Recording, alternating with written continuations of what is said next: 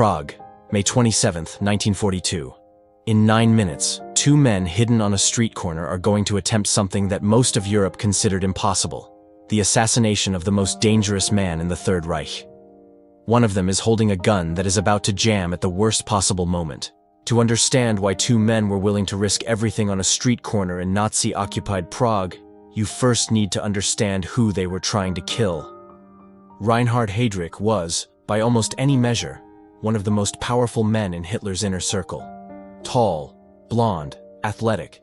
He was exactly the image the Nazi regime liked to project. And he was utterly, ruthlessly brilliant.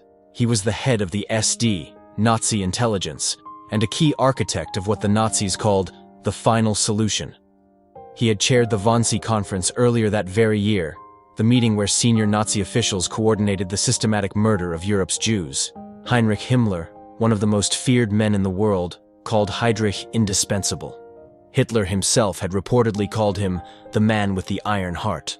But by the spring of 1942, Heydrich had also been handed a new assignment, one that would bring him directly into the lives of millions of civilians. He had been appointed Reich Protector of Bohemia and Moravia, the Nazi name for occupied Czechoslovakia. And within months of his arrival, the Czechs had a new name for him: the Butcher of Prague. When Heydrich arrived in Prague, he found a country that had been under Nazi occupation since 1939, but one that still had a pulse of resistance. Sabotage was up. Production in Czech factories was down. The Nazis were not getting what they wanted. Heydrich set about fixing that with surgical precision. He declared martial law almost immediately. He oversaw mass arrests, public executions, and the systematic deportation of Jewish Czechs to the killing centers in the East. Factories were brought back to full output under the threat of death. The resistance was hunted, fractured, terrorized. But Heydrich was also dangerously clever.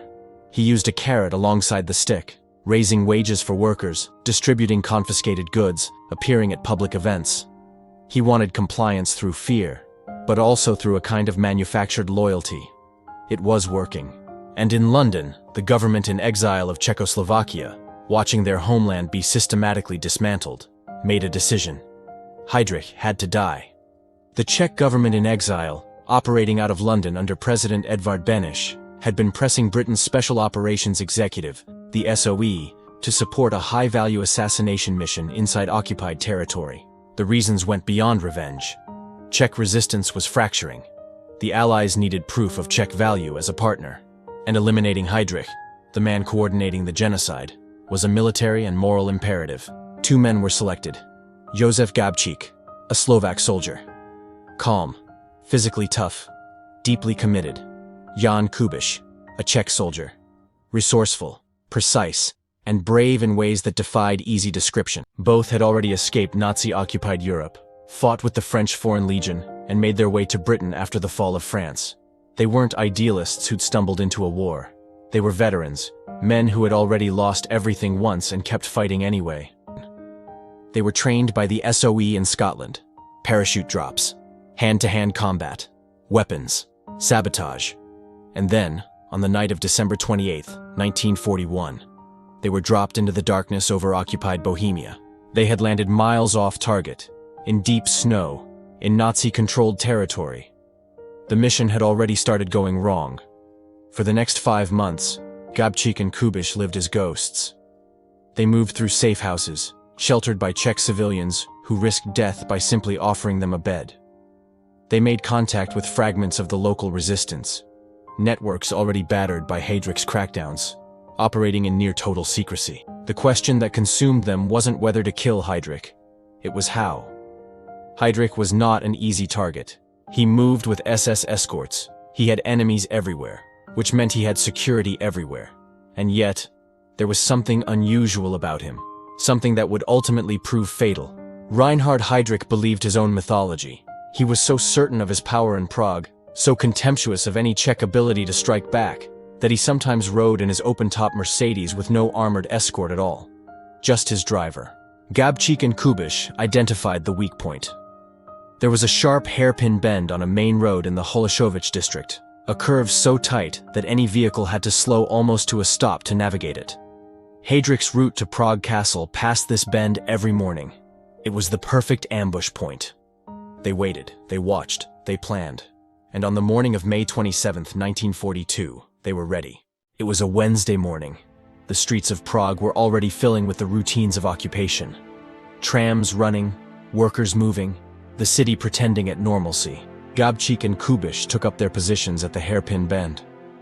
Other resistance members were posted nearby to signal Heydrich's approach. They were armed. They were ready. Every scenario had been rehearsed. At approximately 10:30 in the morning, the signal came. Heydrich's green Mercedes, open-topped as usual, rounded the corner and slowed for the bend. Gabčík stepped into the road, raised his Sten submachine gun, and pulled the trigger. Nothing. The gun had jammed. For a fraction of a second, 3 men stared at each other, the assassin with a useless weapon, and Heydrich realizing what was happening. Rather than ordering his driver to accelerate away, Heydrich made the last mistake of his life. He stood up in the back of the car and drew his pistol. He was going to fight. That was when Kubiš moved. He hurled a modified anti-tank grenade at the rear of the vehicle. It missed the car itself, but detonated against the wheel. The explosion was enormous. The Mercedes was torn apart. Metal fragments and debris ripped through the bodywork and into Heydrich. Heydrich staggered out of the wreckage, pistol in hand, and began to give chase, before collapsing in the street. Gabčík and Kubiš fled into the chaos of the city. They scattered into Prague's streets, disappearing into a population that, at enormous personal risk, would shelter them. Reinhard Heydrich was rushed to a nearby hospital. At first, it seemed he might survive. Heydrich's initial injuries were serious, but not, doctors thought, immediately fatal.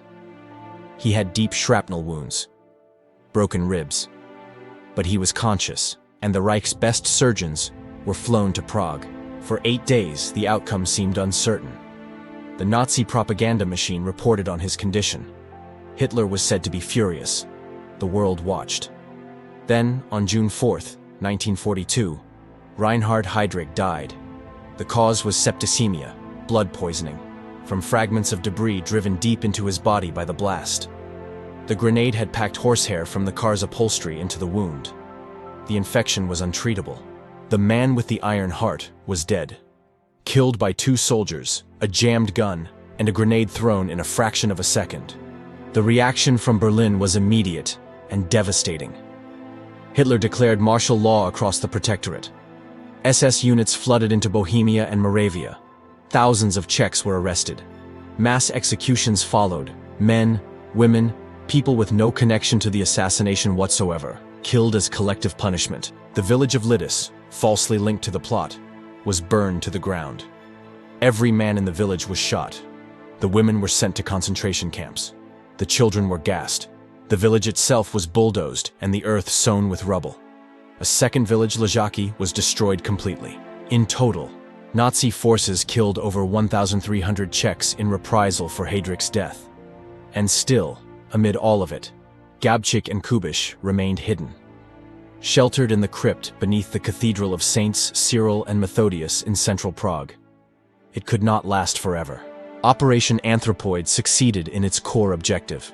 One of the most powerful and dangerous men in the Nazi regime was dead. Not from a battlefield wound, not from an Allied bombing raid, but from the actions of 2 men with a jammed gun and a grenade, standing on a street corner. Historically, the assassination of a senior Nazi figure by resistance operatives was extraordinarily rare. The Allies had debated whether targeted killings were even strategically worthwhile. Anthropoid answered that question, yes. But it also answered another one, more painfully. Every act of resistance in occupied territory carried a price paid by civilians who had no say in the operation. The people of Lidice. The hundreds executed in the days that followed. Their deaths were not the fault of Gabčík, Kubiš, or the Czech resistance. They were the fault of the Nazi machine that chose collective punishment as policy. But the moral weight of that calculus never left the men who planned the mission. What is clear, looking back, is this. Heydrich was not just a symbolic target. He was a functional architect of genocide. His death disrupted the machinery of murder at a critical moment, and the courage of the 2 men who carried out the mission, and the civilians who sheltered them at the cost of their own lives, stands as one of the most extraordinary acts of resistance in the history of the Second World War. But the story wasn't over. Gabčík and Kubiš were still alive, surrounded, hidden in the dark of that cathedral crypt, as thousands of SS troops closed in on Prague. What happened next was the final chapter of their story, and it was the kind of ending that history rarely writes. If this story stayed with you, if you believe the people who resisted deserve to be remembered, subscribe so you don't miss what comes next. We cover the history that textbooks summarize in a paragraph and stories that deserve far more than that. Leave a comment below. Do you think Operation Anthropoid was the right call? The reprisals were devastating. Was the assassination worth it? That's a question historians still debate. We'll see you in the next one.